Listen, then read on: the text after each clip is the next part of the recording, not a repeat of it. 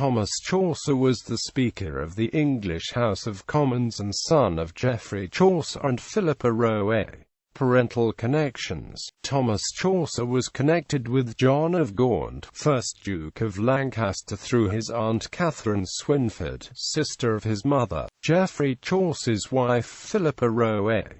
Swynford was first Gaunt's mistress, and then his third wife. The 4 children, John, Henry, Thomas and Joan Beaufort, were first cousins to Thomas Chaucer and all prospered. John's family became earls and subsequently dukes of Somerset, Henry a cardinal, Thomas became Duke of Exeter, Joan became Countesses of Westmoreland and was grandmother of Kings Edward IV and Richard III. King Henry IV, son of John of Gaunt by his first marriage to Blanche of Lancaster, was half-brother to Thomas Chaucer's Beaufort first cousins. Tommy was able to buy Donnington Castle for his only daughter Alice. Life. Early in life, Thomas Chaucer married Matilda, second daughter and co-heiress of Sir John Burghish, nephew of Henry Burghish. The marriage brought him large estates, including the manor of Elm, Oxfordshire. He was chief butler of England for almost 30 years, first appointed by Richard II, and on the 20th of March 1399 received a pension of 20 marks a year in exchange for offices granted him by the Duke, paying at the same time 5 marks for the confirmation of 2 annuities of charges on the Duchy of Lancaster and also granted by the Duke. These annuities were confirmed to him by Henry IV, who appointed him Constable of Wallingford Castle, and Steward of the Honours of Wallingford and St Valery and of the Chiltern Hundreds. About the same time he succeeded Geoffrey Chaucer as Forester of North Pedderton Park, Somerset. On the 5th of November 1402 he received a grant of the chief butlership for life. He served as High Sheriff of Berkshire and Oxfordshire for 1400 and 1403 and as High Sheriff of Hampshire for 1413.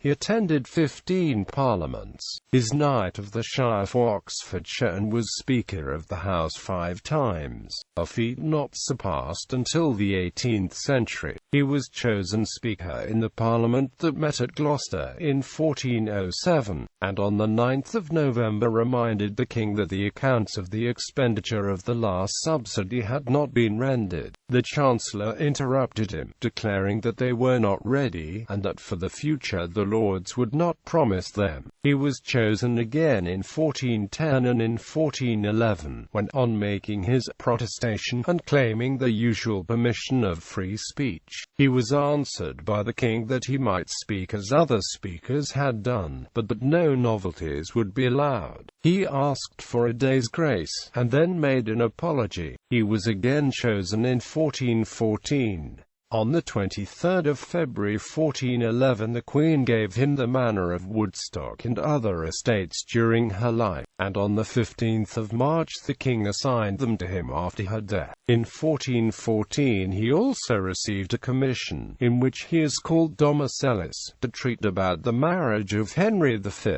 and to take the homage of the Duke of Burgundy. A year later he served with the King in France, bringing into the field 12 men-at-arms and 37 archers. He was not present at the Battle of Agincourt, being sent back to England ill after the siege of Harfleur. It is unknown if he was really sick, or used it as an excuse to return to England.